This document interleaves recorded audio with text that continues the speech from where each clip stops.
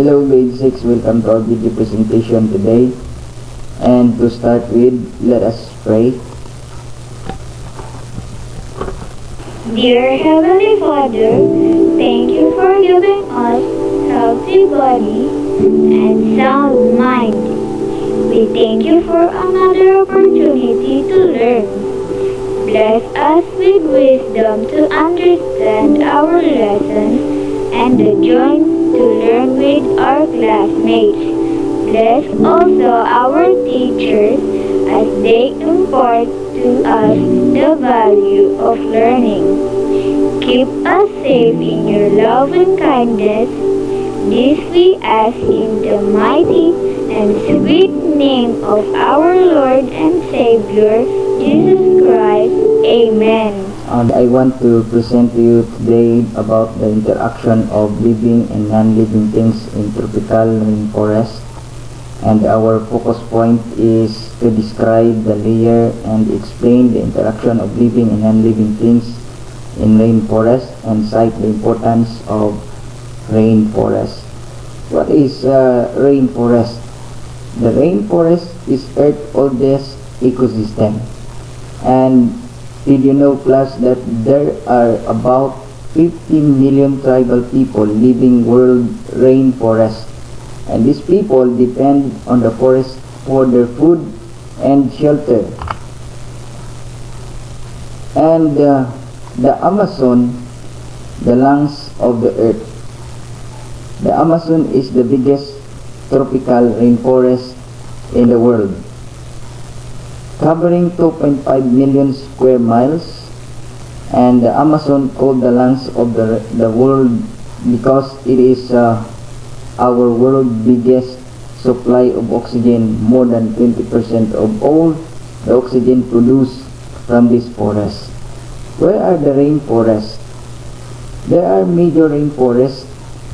If we try to look at this map, here is the major rainforest. Rainforest of Southeast Asia. Then the Olympic rainforest and the rainforest of Central America. Then the Congo rainforest, Madagascar rainforest, and here is the biggest rainforest in the world. This is called Amazon rainforest. And the rainforests are located in the band all the way around the globe called the tropics. This area is found along the equator, giving it a certain temperature and climate. Here is the area of the equator, and in this area there is a certain temperature and climate. Now, rainforests are subject for heavy rainfall at least 80, and in some area over 430 of rain each year. Mean monthly temperature are above 64 Fahrenheit. The primary tropical rainforest is divided into at least 5 layers. First layer is the emergent layer. The second is canopy layer and understory layer and forest floor. Here is the definition of the layer of rainforest. Emergent, where the giant trees and trees here take up a lot of sunlight but are also exposed to the wind because it is the highest layer of rainforest, the emergent. And the second is canopy, has all slender trees and dense platform of vegetation. And understory has dark and cold with very high humidity and constant shade, and have a broad and large leaves. That's why it houses large number of insect life in this level of rainforest. And the last is the forest floor, where is the depth, shade, and plant life is thin, and most live here include fungi, insect, worm, and moss, and foliage is present here. Here is the forest floor, and here is the foliage, and this is the moss. Tropical rainforest is a wet and warm forests of trees that grow very close together. That's why the animals living in these rainforests have had to adapt this wet and warm condition. Like for example, the primate have long arms to swing from trees to trees and to avoid predator from the ground. This is the primate, and his long arm designed to swing from trees to trees to escape or to avoid predator from the ground. And the large eye of this owl is allow more light and night vision, and birds also build nests on the top of the trees and have the different beak allow to different uses for cutting fruits, just like toucan, and tear small prey like eagle, and reach whole like wood pecker. This is the different uses of beak of different birds. And the camouflage of this chameleon allow the chameleon to hide from their enemy and use as tactic to hunt their prey. And the bright color of this frog is a warn to the prospective predator to stay away. Alright, and the claw of this eagle is used to hold and protect from enemy. So that is the different way of these animals to adapt a certain condition on this tropic. Now here is the interaction and interaction of different animals in rainforest ecosystem. Number one here is the mutualism, and mutualism both are benefited, and this relationship is give and take. Like for example, this butterfly and flower. The butterfly give the nectar, and the butterfly this butterfly help for pollination of this flower. And the commensalism, only one is being benefited. Like for example, this cow. The bird here is the one being benefited, and the cow didn't harm.